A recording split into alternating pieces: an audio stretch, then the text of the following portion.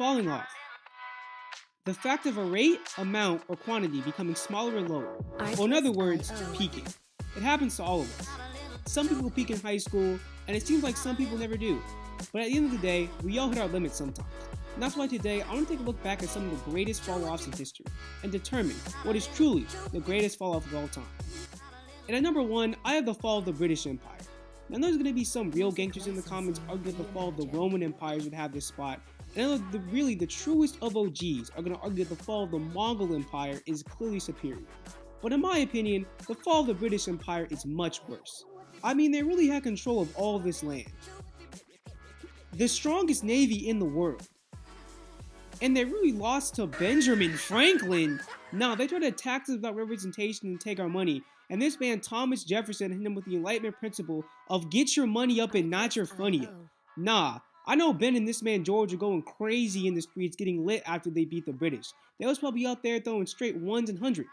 Wait, they didn't have money back then and they are on those bills, so they was probably out there throwing themselves. But the reason I have this here is I could not have been in England when this happened. This man, King George, would have been getting straight violent. He could not have stepped out the house. Like, how do you sell the bag this hard? Now, my next take might be pretty controversial. I know a lot of people have this at their number 1, but in my opinion, I feel like the fall of the British Empire was much more impactful. But my number 2 after the fall of arguably the greatest empire in history is the cancellation of the baby.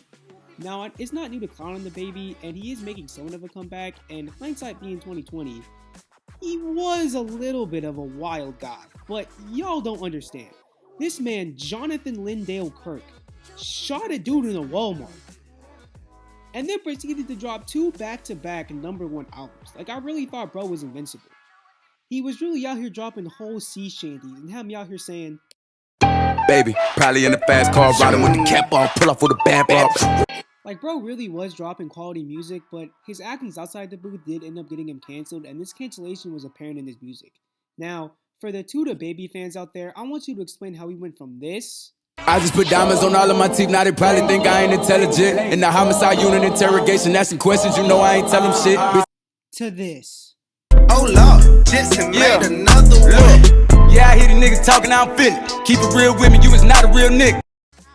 Hey, here's hoping he can make a comeback. And someone else needs to make a comeback is Ben Simmons. Now, this next fall off with number 3 holds a special place in my heart because I actually watched this one live and in real time. It was Game 7 of the 2021 Eastern Conference Semifinals. Game on the line, all Bo had to do was dunk the ball to tie the game, and he completely sold the bag. And yes, it was at this moment that I knew he peaked.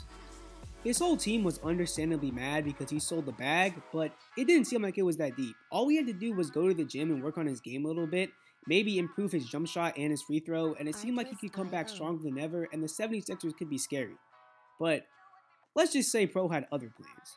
He literally decided to stop playing basketball because he didn't want to improve his game. Like, bro, how are you a whole professional basketball player and you decide to not play basketball? But it was pretty understandable. I mean, his whole team did throw him under the bus, and I wouldn't want to play for an organization that did that to me either. And things started to look up for him once he got traded to the Nets, as he was going to be playing with 2 of the best players in the league. But unfortunately, both of those players left him to go play on better teams, and he ended up averaging 6.9 points for the Nets after he averaged 14.7 points for the Sixers. And this was pretty sad, as he was touted as the next LeBron and is now barely a starter, and I hope that he can turn back up this season and return back to his all-star caliber level of play. But the people that really need to turn up this season are the people working at Burger King.